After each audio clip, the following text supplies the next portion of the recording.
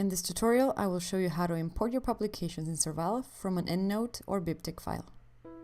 Tout d'abord, vous devez vous connecter à MyUnil en accédant à my.unil.ch et en cliquant sur Membre de l'UNIL.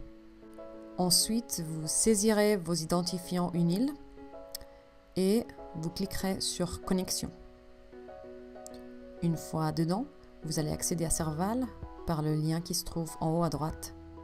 Une fois connecté, vous allez voir la liste de vos publications et pour importer des notices, vous allez appuyer sur le signe plus et choisir Importation des notices.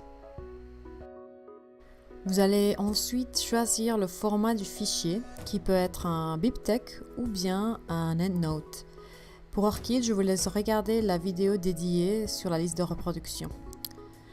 Vous choisissez ensuite le fichier. Cette liste affiche les publications qui ont été trouvées dans le fichier. Tout d'abord, il y a la liste des publications qui sont nouvelles et qui ne se trouvent pas dans Serval. Et ensuite, il y a les publications dont Serval a trouvé des doublons. Donc disons que je veux importer toutes celles-là en premier, car elles sont les miennes. Donc je clique sur Importer les notices. Et vous recevez ensuite ce message de succès en disant que toutes ces publications ont été importées.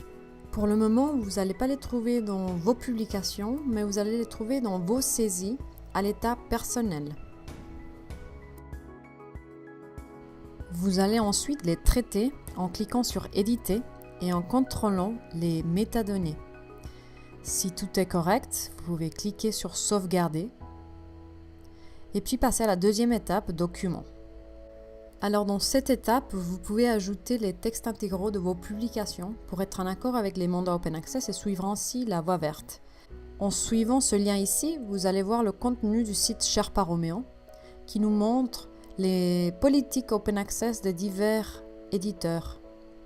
Donc dans ce cas-là, on peut voir qu'on a le droit d'archiver le post-print avec 12 mois d'embargo. Je coche ensuite cette case-là et je vais chercher le fichier de mon post-print.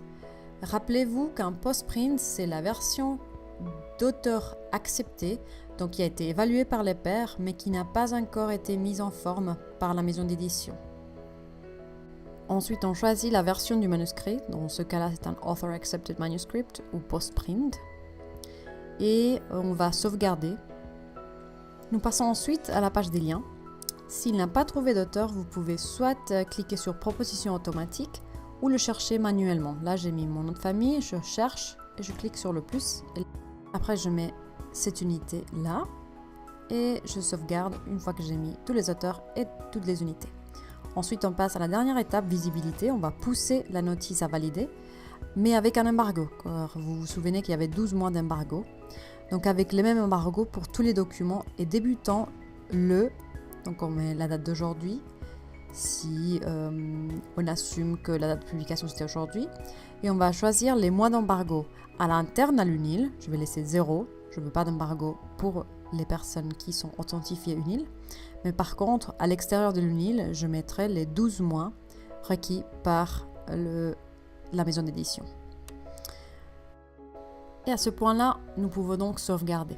Souvenez-vous qu'une fois que c'est poussé à valider, vous ne pouvez plus changer les métadonnées, donc il faut être sûr qu'elles soient toutes correctes.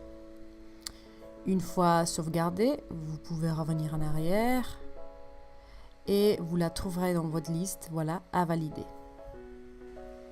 Et vous allez ensuite faire la même chose pour toutes les autres publications que vous voulez importer.